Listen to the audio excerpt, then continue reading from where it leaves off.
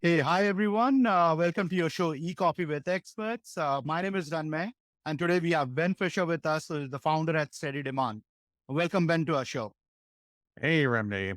Thanks for having me. Yeah, basically, yes, Steady Demand. We're a 10-year-old agency. We built ourselves to be very scalable from day one and basically focused on local SEO initially, primarily only in the aspect of Google My Business back in the day, back in the day, a year, Yeah, which is now Google Business Profile.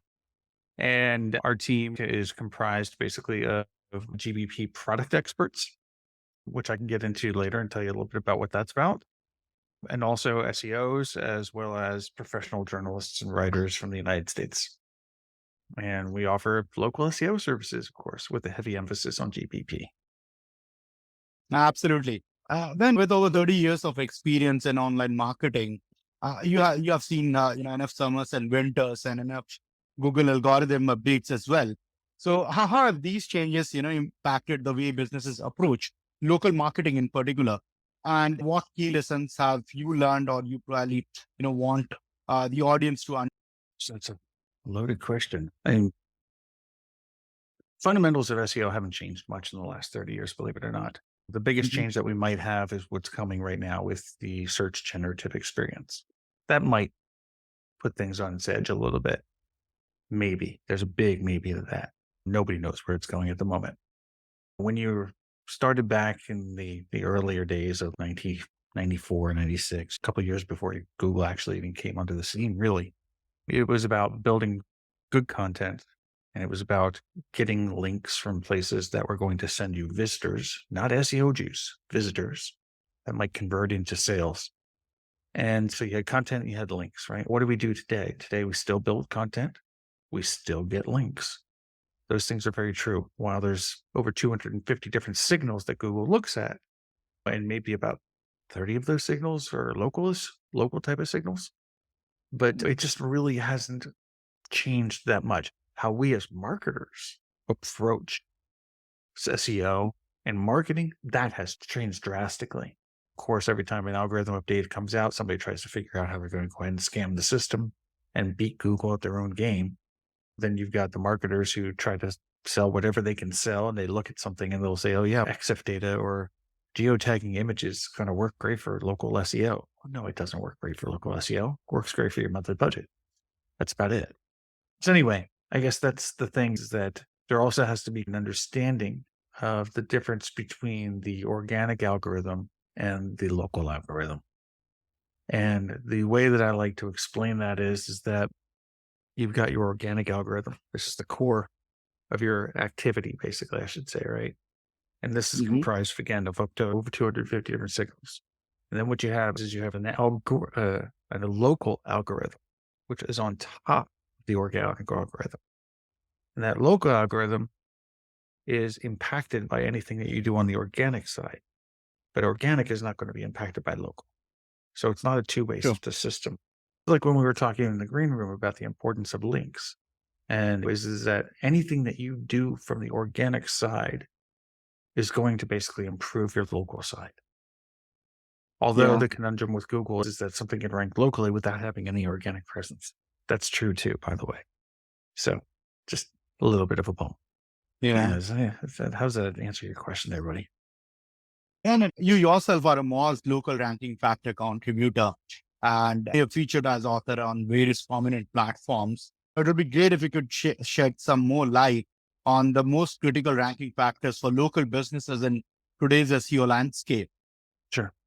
Darren Shaw over at White Spark actually took over the ranking factors.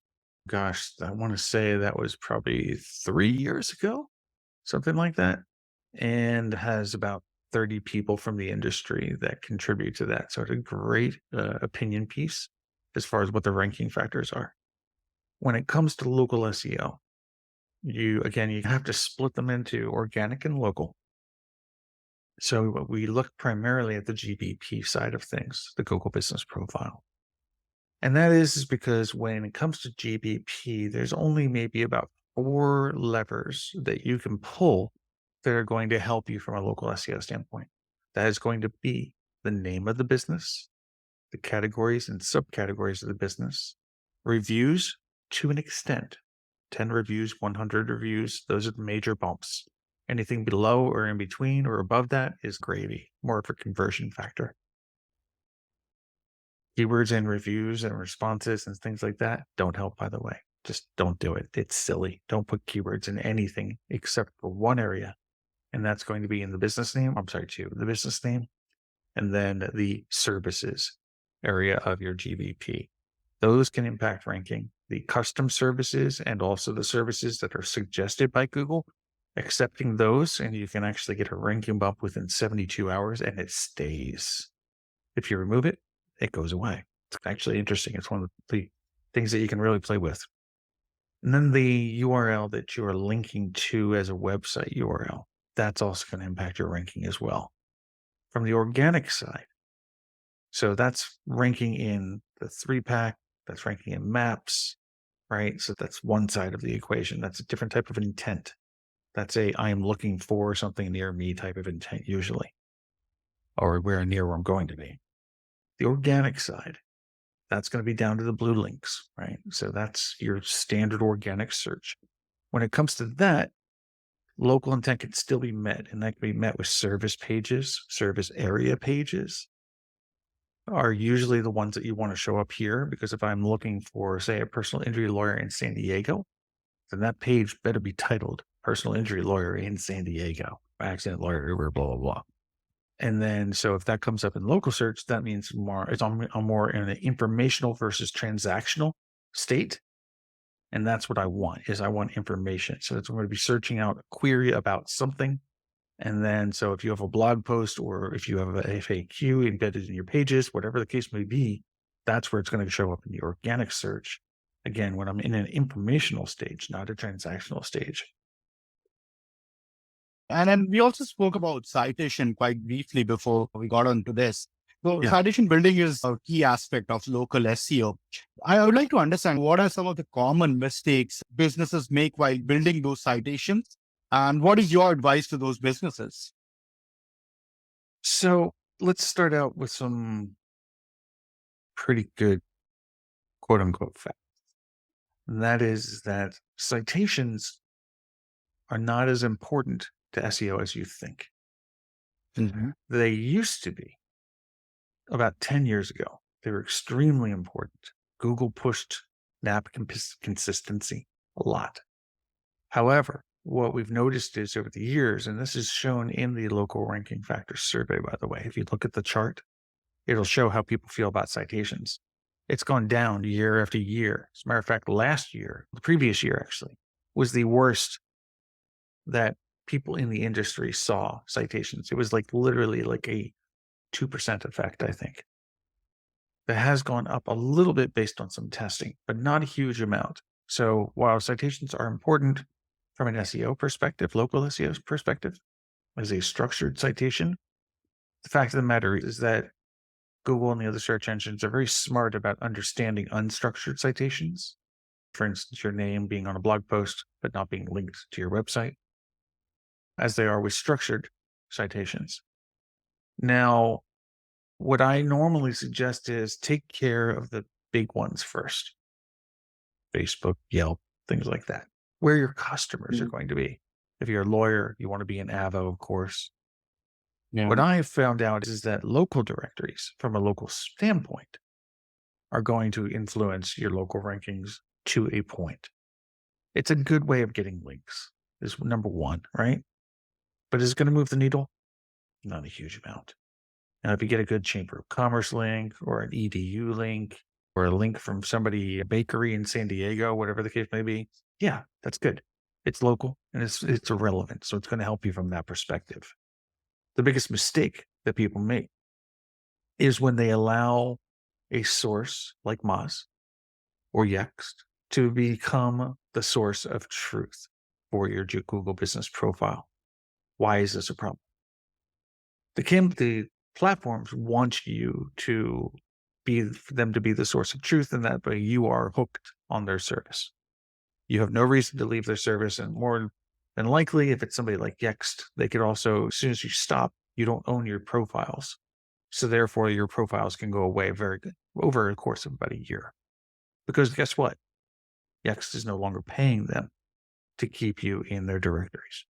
So that's the biggest mistake I see is that people go on a citation campaign. They will Mhm. allow the platform to own the profile. They will hook it up into their system, their GBP. Now, any update which is made to the platform is reflected in your GBP, which, by the way, can get you suspended. And also, more importantly, is that when you're done paying, you're done with your citations. They own them.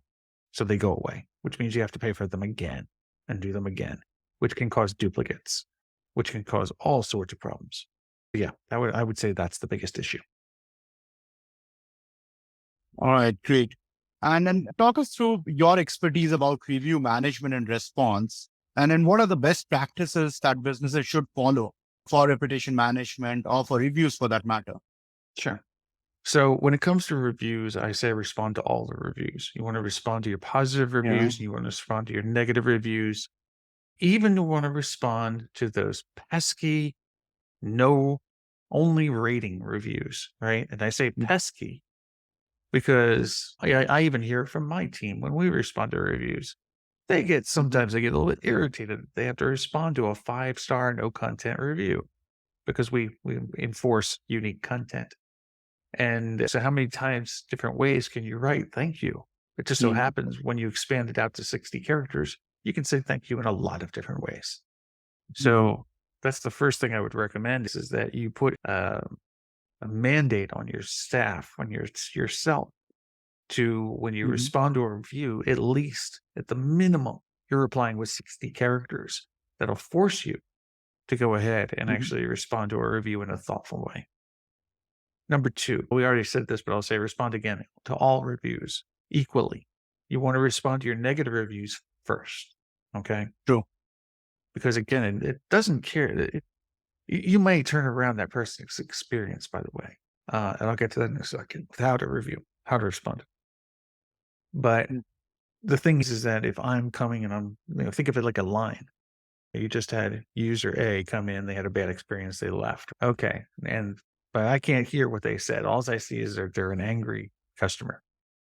But now I'm in back of them. So what am I going to do is I'm going to do what any kind of human being would normally do. So I'm curious.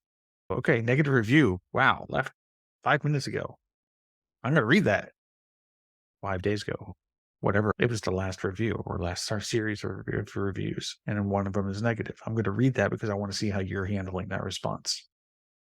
Are you going to tell that person to go take a hike? It's their fault? Or are you going to own up to it? Maybe Mhm. accept the fact that it might have been your fault? Come on. No True. business is perfect.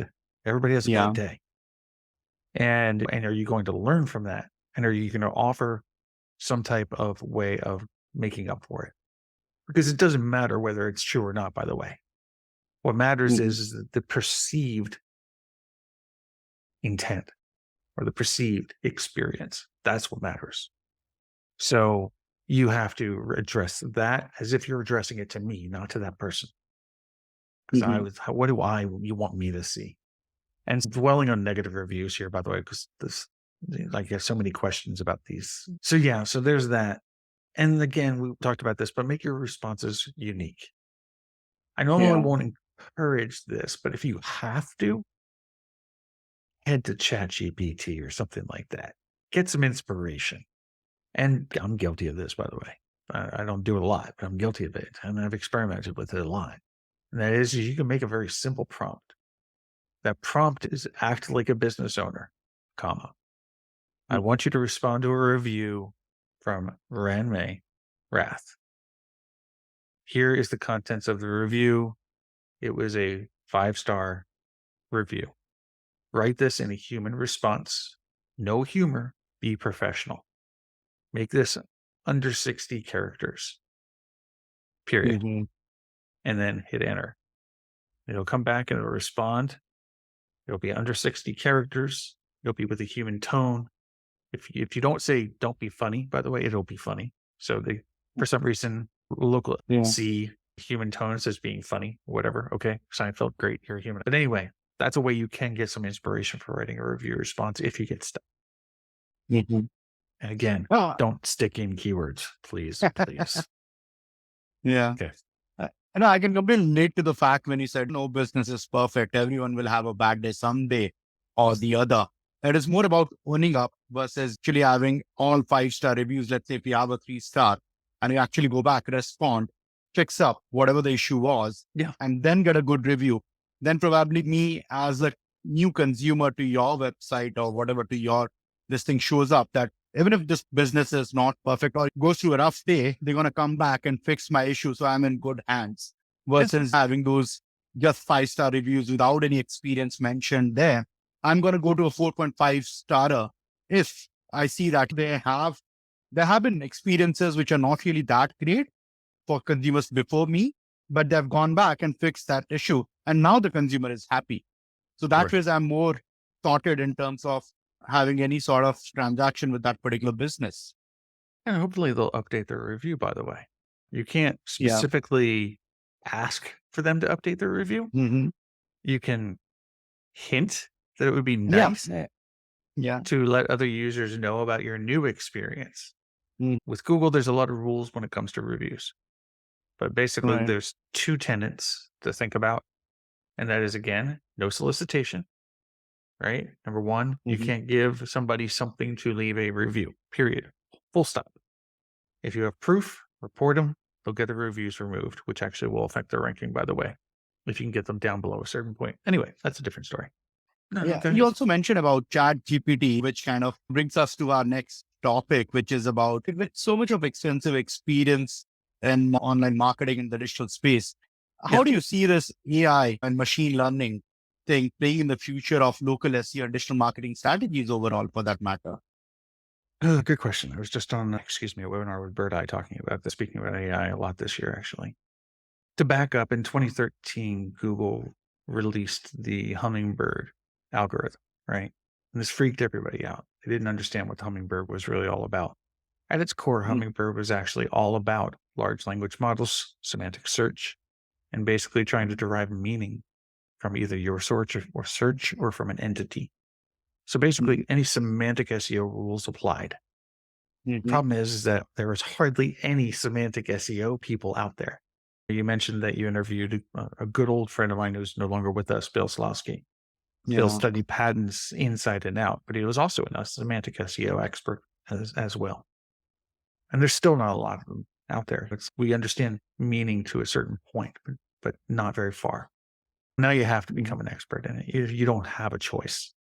So anyway, semantic SEO and has been around for a very long time. AI has been around for a long time. What we currently have today is not AI, by the way. Okay. We Mhm. do not have true generative search. That is a human learning, by the way, language model, which we don't have. Google has it. Yes, they do with DeepMind. It's about 7 years old, I think is how they say Mhm. it. Right now, yes, it can be people that go and be, games and all sorts of stuff like that. But it's not actually a true AI model. Mhm. The closest we got to it was Sydney with Bing, right? That was interesting. Anyway, how's this all going to affect the local SEO? As far as today goes, it's not. Period. Mhm. It just isn't. Um, right now, currently, users have to opt in for the beta with Google. So they have to know they can opt in, number 1. Number 2, they have to be interested enough to opt in. Mhm. Number 3, they would have to have their entire way of habits of searching disrupted. Not happening. What we're seeing is that the adopters of this right now currently, and this is true, by the way, of any real big update that happens in technology, marketers, and in this case, very interestingly, 18 to 24-year-old males. Those are the people that are using the quote unquote generative search from Google. Bing lost their market share. That's who cares. They had the little bit of upswell. And then you've got the sideline tools like ChatGPT and Anthropic, right? Now, those are more assistants than they are used for search. And that's the big thing that people were concerned about is that with AI, this was going to disrupt how people search. As of today, it's not going to. Now, what's going to happen in 5 years, 10 years? That's what you really need to think about. Because the way this product rollout is going to happen how Google does things.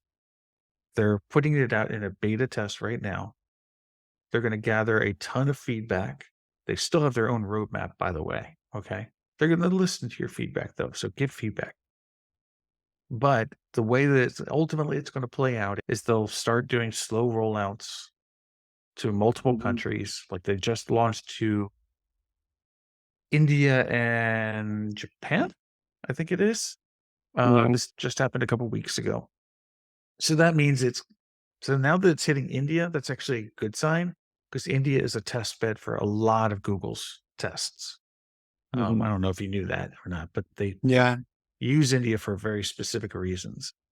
So that's a good thing. That means it's getting rolled out a little bit more of it as far as acceptance.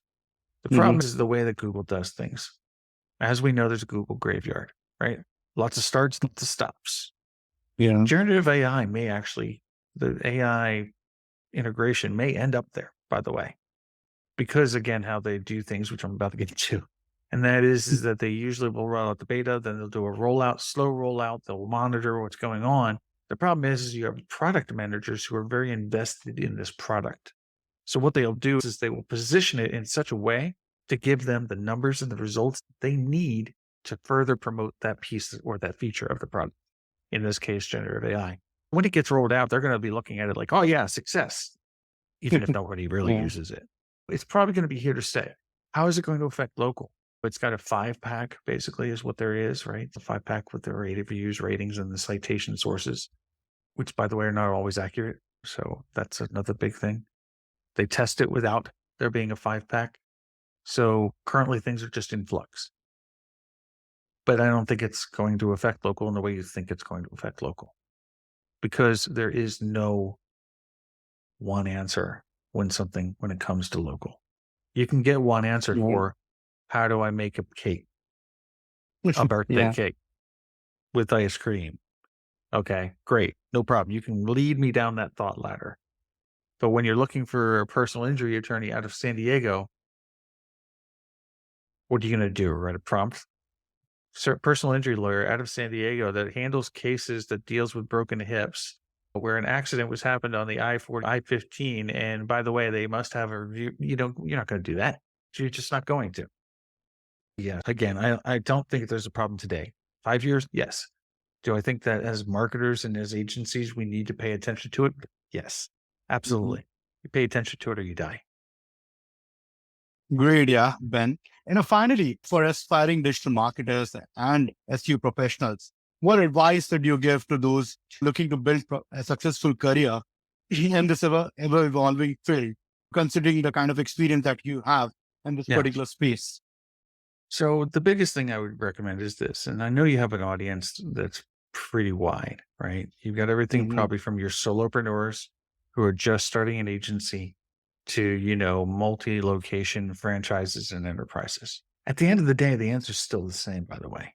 A lot of agencies, they like to take the approach of, I'm going to do it all. And my wise self laughs when I see an agency and I go to their website and I go to the about page and it is one person. And then I go up to the menu of their services and it's this big grid of services that they offer. SEO, email marketing, PPC, blah, blah, blah, blah. And they break it down into all these different categories. And then the reason why I laugh is because I already know that's doomed to failure. One person cannot be an expert in 30 categories, period. So you're a generalist, basically, which means that your business is a hobby, which means it's not going to scale, which means it's a lifestyle business. You're not going to grow. That's fine if that's what you want. Most entrepreneurs don't want this. So my first tip, I guess you could say, is find good partners to work with that complement your skills. If you're good at technical SEO, find a good front end guy. Find somebody who's good with local and farm that out, basically. White label it out. Get under their white label program if they have one. We do this, by the way, with agencies. When we started as an agency first agency, and so we serve as a white label partner a lot of agencies, and we price ourselves in that market too. So what we'll have a lot of agencies do is they'll come to us and they'll either get like our table stakes, our GBP management and optimization, or they'll get the program that I was telling you about, which is like the insurance basically for a Google Business Profile. Why? It's low cost, it's effective, and they can show results right away. Okay. So what they'll do is they'll use that as their lead in, basically. I just had an agency just do this. They got a client who has 70 locations. They're like, I have no idea how I could handle this alone. They're like, but I can just offer your service, right? And I was like, yeah, of course you can. Mark it up 100%. No problem. And so that's what they're doing. So they're going to get that 70 location client. They're going to be able to do what they do well. And they're going to be able to make a profit off of being a white label agent. So anyway, at the end of the day, that's my biggest tip for an agency is figure out what you're good at, outsource the rest. You can always bring things in-house later if you want to, but if you're making a profit, why would you want to? And be realistic with you. Yeah. So anyway, I'll start there. Let's just put it that way. There's a lot of different things you can talk to when it comes to agencies yeah. Great, yeah, Ben. Lovely. But before we let you go, I'd like to play a quick rapid fire with you. All right. You'll ask Google search. Ask Google search. That's a good one. Yeah. You can look at your system. This is an open book. Don't worry. It was probably personal injury lawyers in San Diego. You got a prospect there then? More likely. I got a lot of clients in the city, but yeah. Lovely. Lovely. What did you do with your first paycheck? First paycheck? God, that's a great question. What did I ever do with my first paycheck? Come on, think through. Good questions, man. I'm just trying to think. I think I used it as part of a down payment on a car, if I remember correctly. Yeah. All right. Plans of your next vacation. This is an easy one. Plans for next vacation? I'm going out to Austin to speak. No, it's probably going to be Caribbean, actually. All right. Last one, we're not grilling. No, I got something. Yeah, actually Google. No, maybe a Google HQ in London. Actually, that is a kind of a vacation. No, okay, wonderful. Okay, last one will not grill you any further. Let's say if we were to make a movie on you, on Ben Fisher, what genre would it be? What genre would it be? Action hero, of course. Come on. All right, great. Probably more like a detective, but yeah. Yeah, I can imagine. Detective, yeah, absolutely. Can imagine. With all the insights which you shared today, I can vouch for that. Great, yeah. Yeah, Ben, it was lovely speaking with you, and I'm sure our audience would benefit a lot out of what they heard from you. And really appreciate you taking time and doing this with us, man. Yeah, no problems. No problems. If you ever have any questions or if you ever need anything around Google Business Profile or local SEO, hit me up, steadydemand.com or the social dude on Twitter. I refuse to call it X. Lovely. Thank you so much, Ben. All right. Sounds good. Thanks for having me, Ranmay.